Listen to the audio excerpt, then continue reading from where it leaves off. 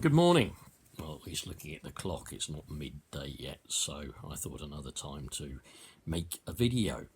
And this one's about something that I guess I consider sort of almost leads on from other videos that I've been doing. You notice at the moment, especially with Trump trying to get re-elected in 2020, and obviously we still have the unelected Tory Prime Minister, who will of course be Boris Johnson. We know all that. But you notice at the moment there's an awful lot of talk about wars going around. You get this always, don't you? Especially with Trump. Trump in America, well, what's a great way to make sure that you get re-elected? Offer the people a chance to go to war. Yeah?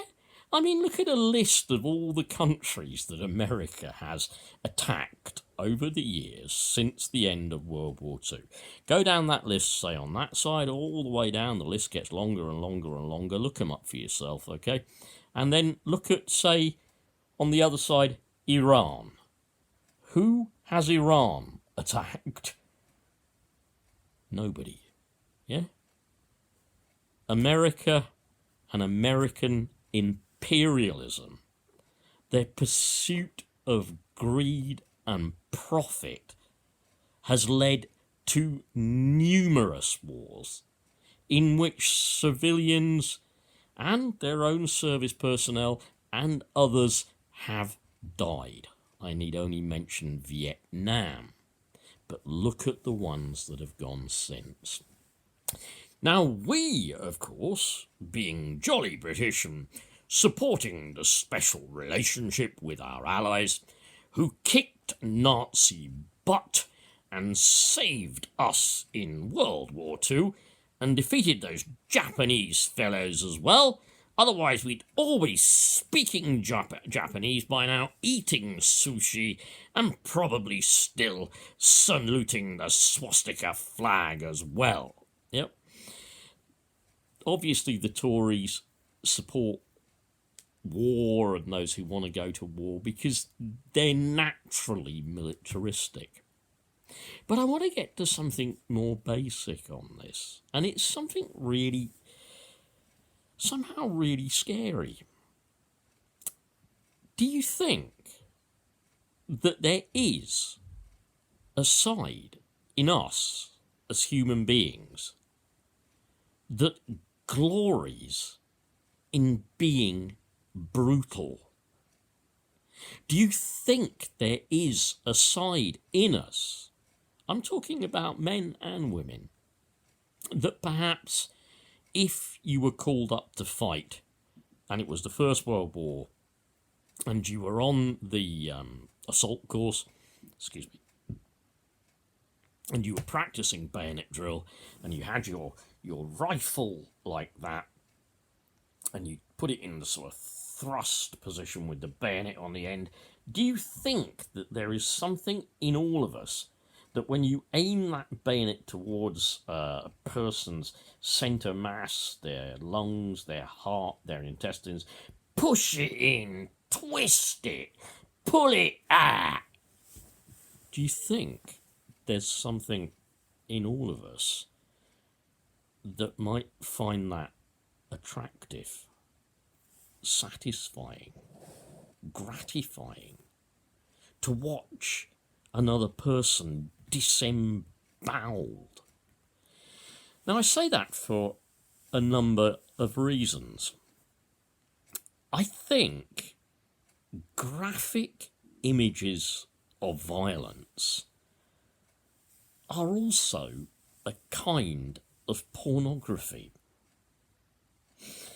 I'm not getting all sort of moral and Christian and high ground here. For that matter, I'm not saying either that we don't need a military force for self-defence. I'm not saying any of that at all. Certainly not. But do you not think that there is this pornographic appetite for violence and violent images? Now, men, obviously, we know, commit the vast majority of sex crimes.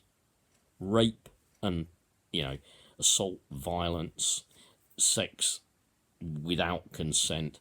This is an act of violence.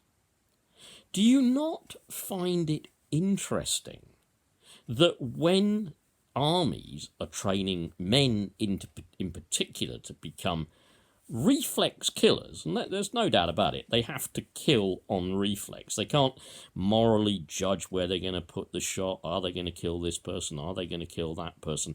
No, it's Skinnerian training. It's based on, repeat the action, reward, repeat, reward, repeat, reward, repeat.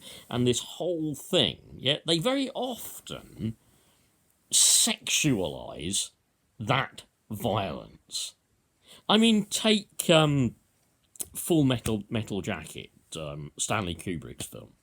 There's a scene when Private Gomer Pyle, and by the way, there was on American TV a series about a Gomer Pyle, who was a private who messed up absolutely everything. But when poor old Gomer Pyle is trying to get his bulk, shall we say, over the assault course and up some incline, or I think maybe a scrambling net or something, Hartman shouts at him from below, "Private Pyle, if there was some pussy up there, you'd sure as hell get your ass over there." Look at that, yeah? Sexualize violence. Yeah. What is this? What is this about humanity? What is this particularly about men? What is toxic about masculinity? What is really, really toxic? Masculinity the way Trump expresses it. Masculinity the way Johnson expresses it, with all stuff about ho, ho, ho, bum boys, oh yes, bummers and bum boys, oh jolly good thrashing, I'd really enjoy that. Oh. What is toxic? Why? Maybe this is a question that's been asked over millions of years, ever since we could ask questions, centuries. Is there something within the human psyche that makes it possible for us to carry out unbelievable acts of violence and death against people we don't even know? We know, actually, from research that is done, in fact, the ordinary everyday person is actually not very likely to pull the trigger and kill somebody. It's actually, and I expect you would expect this, a damn sight harder to kill somebody than you might think. Most of us have got mechanisms against that, no matter how full of hate and anger and whatever we may be, to plunge a knife into somebody, or to shoot them, or to, behead them, eviscerate them.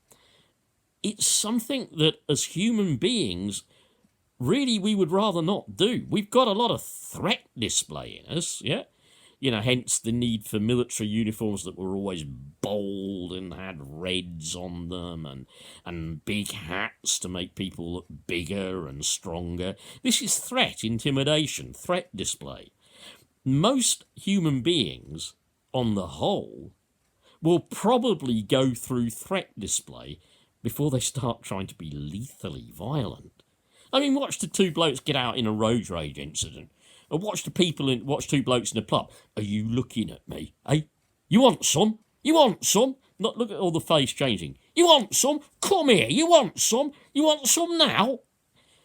Threat display. That's what since we had the primitive dinosaur brain in there, we'll go straight for threat display. Yeah, we won't immediately go to kill. But I'm just thinking about this. And you know what is really, really scary? All of the far right appeal to that visceral sense of anger and hatred and violence, and this urge that we seem to have as human beings to do harm. Not good, but to do harm. And when they whip that up in people, as they often do, we go to war. We go to war. And when somebody tries to talk against that, and when somebody like Corbyn comes along and said, look, let's consider the evidence, shall we? Oh, no. We want a war. And we want a war? I honestly believe a lot of lots of people like Trump want another war so they can get elected.